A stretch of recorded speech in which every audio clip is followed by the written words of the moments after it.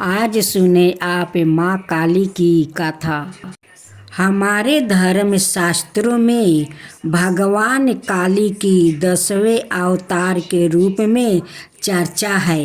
कहा गया है कि जयो जयो घोर कलियुग आता जाएगा, तयो तयो दिनों दिन धर्म सत्य पवित्रता क्षमा दया आहू और बल का लोप होता जाएगा।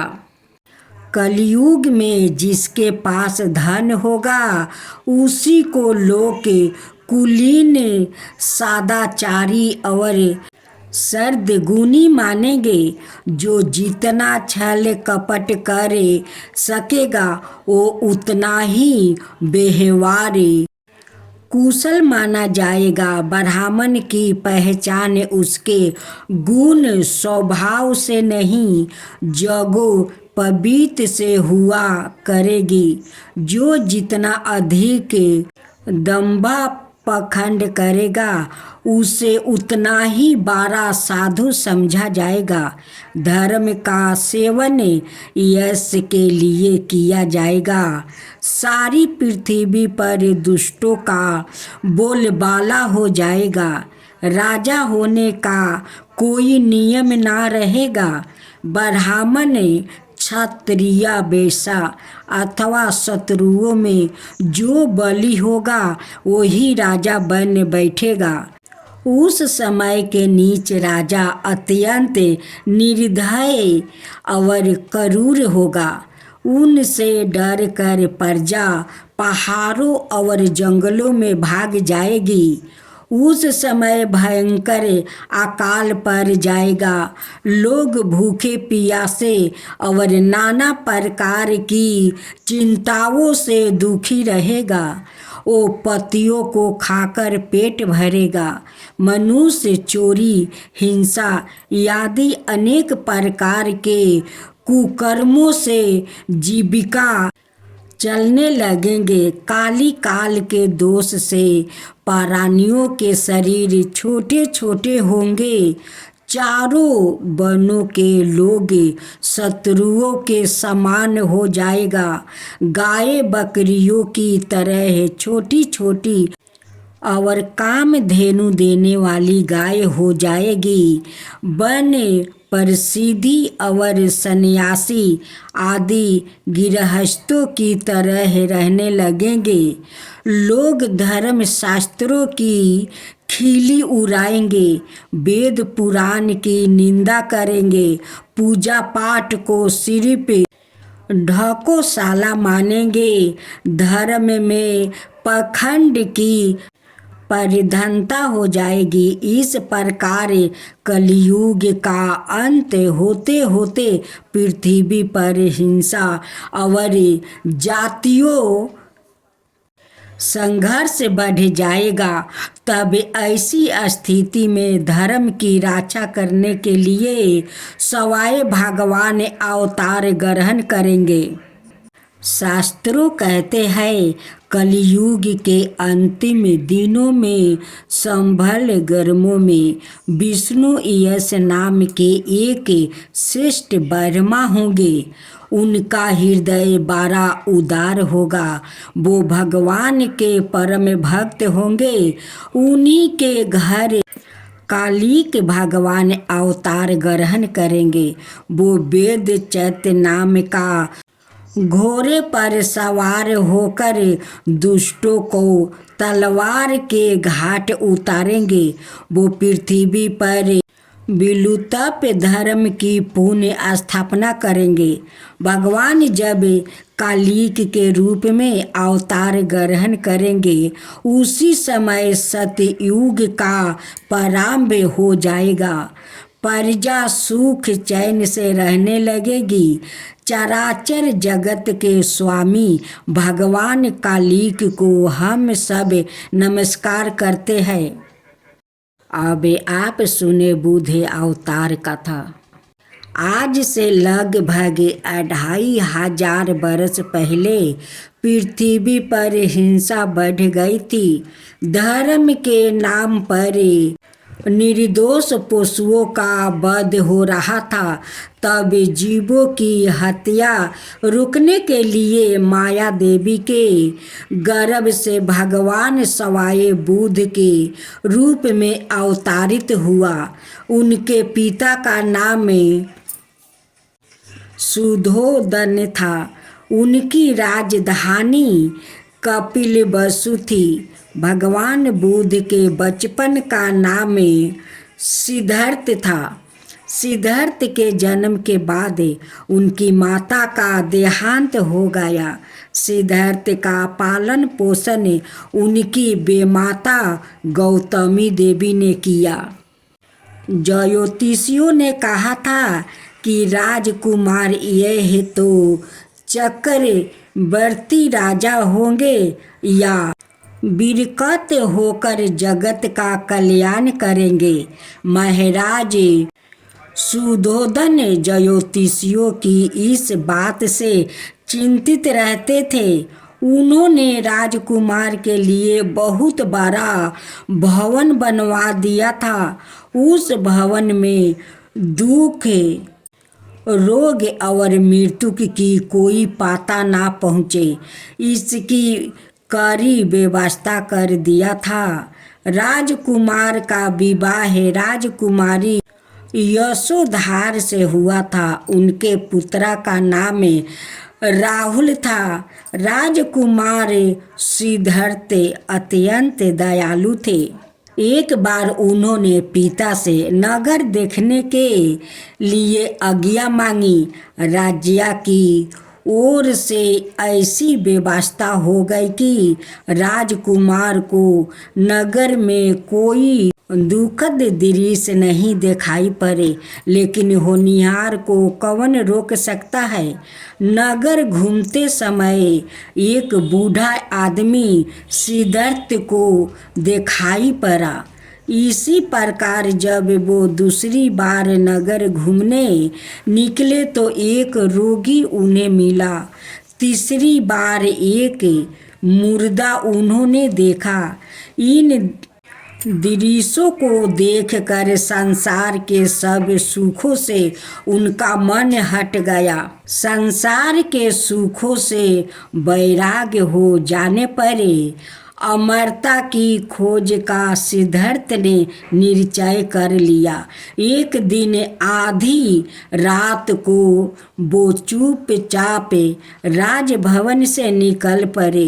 वन में कठोर तप करने लगे। अंत में वो ज्ञान बुद्ध को प्राप्त करके सिद्धार्थ से भगवान बुद्ध हो गए।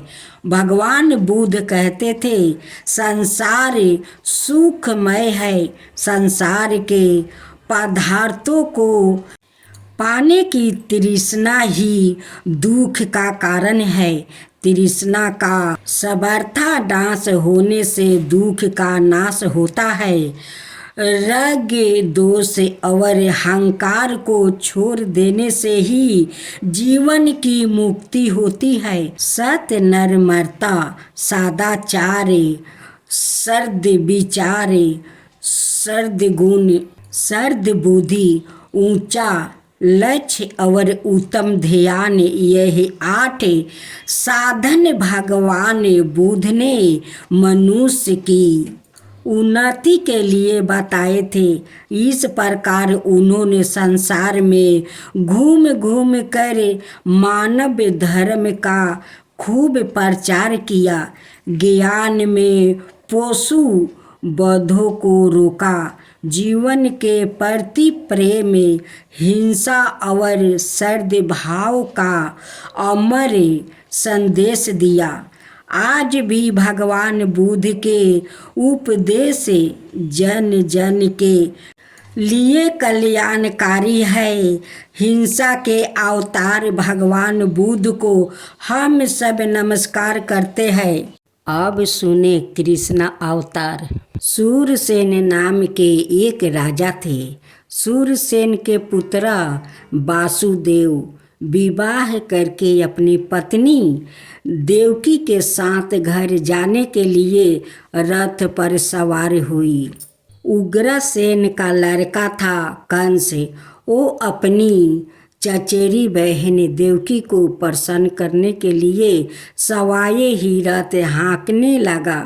जिस समय कंस रथ हाँक रहा था उस समय आकाशवाणी ने उसे संबोधित करके कहा, अरे मूर्ख, जिसको तू रथ पर बैठा कर लिए जा रहा है उसकी 8वां गर्भ की संतान तुझे मार डालेगी। कंस बड़ा पापी था। आकाशवाणी सुनते ही वो देवकी को मारने के लिए तैयार हो गया।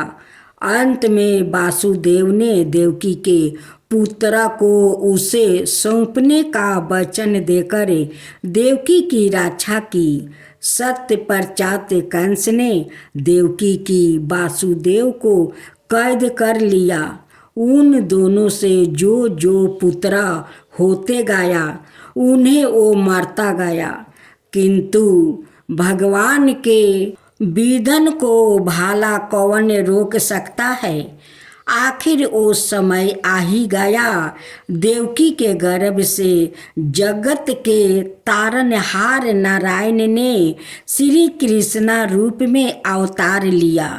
भगवान के जन्म लेते ही योग माया प्रेरणा से कारागार खोल गया। वासुदेव जी बाल कृष्णा को सूप में रख कर गोकुल चल दिया। रास्ते में यमुना जी प्रभु का चरण छूने के लिए व्याकुल हो गई। अंतर्यामी बाल प्रभु यमुना के मन की बात समझ गया। उन्होंने अपने चरण स्पर्श यमुना की व्यथा को दूर किया। वासुदेव ने नंदन बाबा के घर जाकर अपने पुत्र को दशोदा जी के पास से सुला दिया। उनकी नवजात कन्या लेकर वो कारागार में लौट आया। बालक श्री कृष्णा को पाकर नंद और दशोदा की प्रसन्नता का ठिकाना न रहा। दशोदा को पुत्र हुआ है यह सुनते ही पूरे गोकुल में आनंद छा गया। वहाँ भगवान अपनी बाल लीलाओं से दशोदा को नृत्य रिझाते रहते थे। उनकी बंसी की धुन पर सभी मोहित हो जाते थे। गोपियों के घरों से माखन चोराने के कारण वो माखन चोर कहलाया। श्री कृष्णा ने बचपन में ही खेल खेल में पूतना बाकासुर त्रिनावर्त आदि का विनाश किया। एक उंगली पर गोवर्धन पर्वत उठाकर इंद्र का घमंड चूर कर दिया। एक दिन भगवान अपनी मित्रा पांडिली के साथ गेंद खेल रहे थे।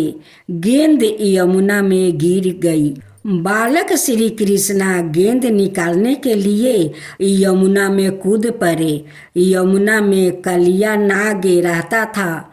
भगवान उसका मान मर्दन करे उसका फन पर नृत्य करने लगे। इस प्रकार भगवान ने छोटी अवस्था में अनेक लीलाएं की। कुछ समय बाद श्री कृष्णा अक्रूर के साथ गोरखुल से मथुरा आए। वहाँ अपने आप परम भक्त सुदामा, माली और कुबाजा आदि पर कृपा की। तदंतर भगवान ने लीलाएं मात्रा से कंस आदि असुरों का संहार कर अपने माता पिता को बंधन से छुड़ाया।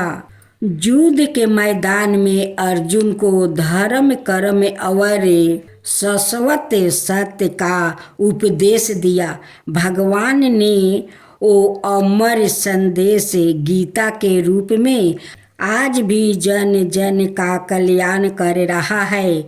लीला पुरुषोत्तम भगवान श्री कृष्णा को हम सब नमस्कार करते हैं। अब आप सुने राम अवतार कथा। बहुत पुरानी कथा है। श्री हरि के जय विजय नाम के 2 द्वारपाल थे। वो सनकादि ब्रह्मा ऋषियों के शराप से घोर निशाचार कुलों में पैदा हुआ। उनके नाम रावण और कुंभकर्ण थे।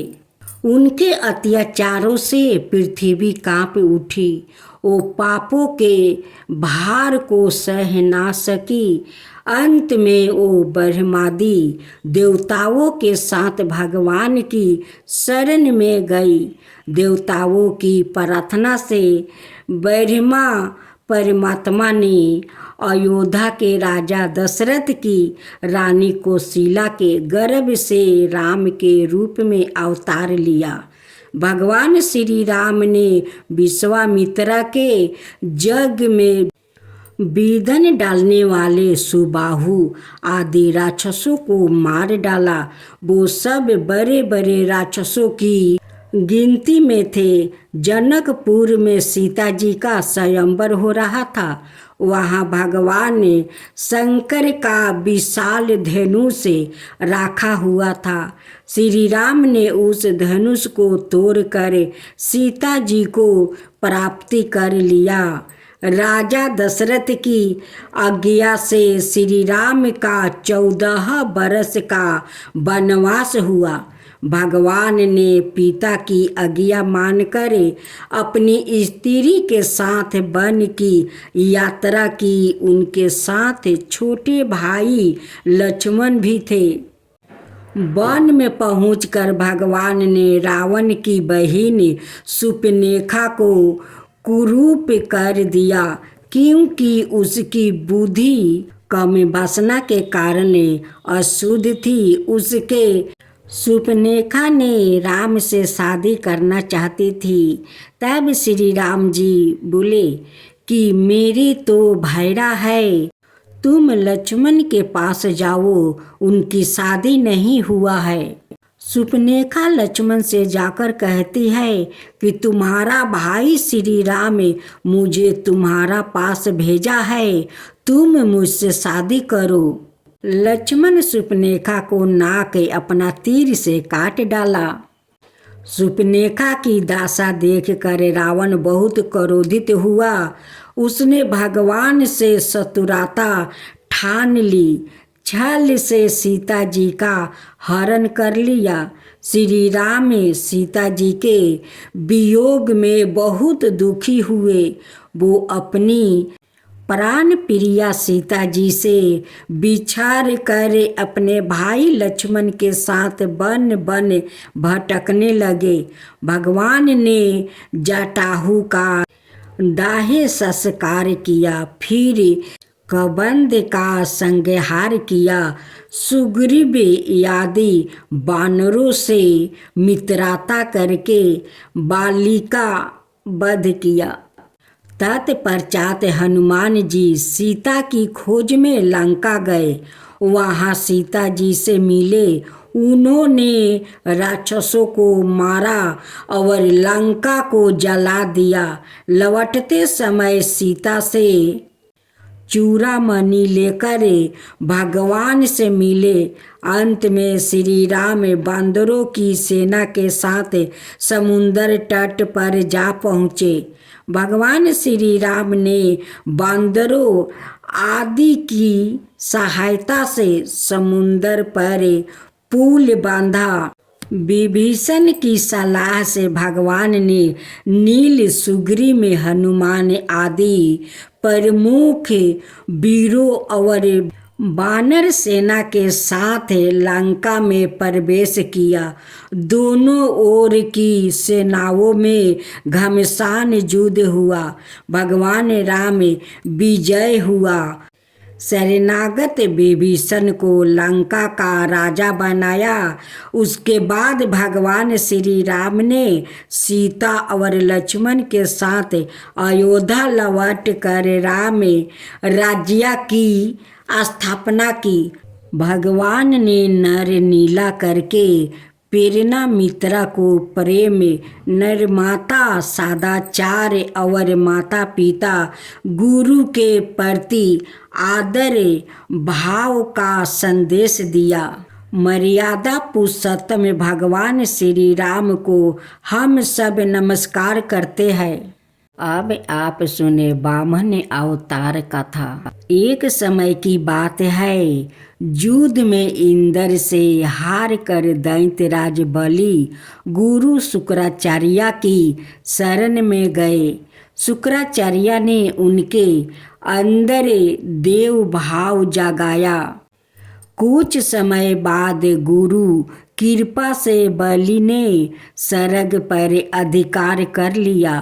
प्रभु की महिमा कितनी विचित्र है कि काल का देवराज इंद्र आज भिखारी हो गया है। वो दर दर भटकने लगा। अंत में अपनी माता अदिति की शरण में गया। इंद्र की दशा देख कर माँ का हृदय फाटने लगा। अपने पुत्रा के दुख से दुखी अदिति ने पायो व्रत का अनुष्ठान किया। व्रत के अंतिम दिन भगवान ने प्रकट होकर अदिति से कहा, देवी चिंता मत करो, मैं तुम्हारे पुत्र रूप में जन्म लूँगा। इंद्र का छोटा भाई बनकर उनका कल्याण करूँगा। यह कहकर वो अंतर ध्यान हो गया। आखिर वो शुभ घड़ी आ ही गया।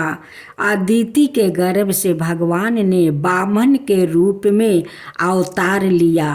भगवान को पुत्र रूप में पाकर अदिति की प्रसन्नता का ठिकाना न रहा। भगवान को वामन ब्रह्मचारी के रूप में देखकर देवताओं और महर्षियों बड़ा आनंद हुआ। उन लोगों ने कश्यप जी को आगे करके भगवान का उपवन आदि संस्कार करवाया। उसी समय भगवान ने सुना कि राजा बलि गुरुपकक्ष नाम का स्थान पर अश्वमेध यज्ञ कर रहे हैं। उन्होंने वहाँ के लिए यात्रा की। भगवान वामन ने कमर में मूंज की मेखला और योग पवित्र धारण किए हुए थे। बगल में मृग चमर था, सिर पर जाटा थी। इसी प्रकार मैंने ब्राह्मण के भेष में अपनी माया से ब्रह्मचारी बने हुए भगवान ने बलि के यज्ञ मंडप में प्रवेश किया। उन्हें देखकर बलि का हृदय गद गद हो गया। उन्होंने भगवान को एक उत्तम आसन दिया। बलि ने नाना प्रकार से वामन की पूजा की। उसके बाद बलि ने प्रभु से कुछ मांगने का अनुरोध किया। उन्होंने 3 पग भूमि मांगी। शुक्राचार्य प्रभु की लीला समझ रहे थे। उन्होंने दान देने से बलि को मना किया। बलि ने नहीं माना। उसने संकल्प लेने के लिए जल पात्रा उठाया। शुक्राचार्य अपने शीशा का हित सोचकर पात्रा में प्रवेश कर गया। जल गिरने का रास्ता रोक गया। भगवान ने एक कुश उठाकर पात्रा के छेद में डाल दिया। उनकी एक आंख फूट गई। संकल्प पूरा होते ही भगवान वामन ने एक पग में पृथ्वी और दूसरे पग में स्वर्ग नाप लिया। तीसरे पग में बलि ने अपने आप को ही सौंप दिया। बलि के इस संपूर्ण भाव से भगवान प्रसन्न हुए। उन्होंने उसे सुतल लोक का राज्य दे दिया। इंद्र को स्वर्ग का स्वामी बना दिया। कहा जाता है कि भगवान वामन द्वारपाल के रूप में राजा बलि को और उपेंद्र रूप में इंद्र को नित्य दर्शन देते हैं। परम दयालु बामन भगवान को हम सब नमस्कार करते हैं।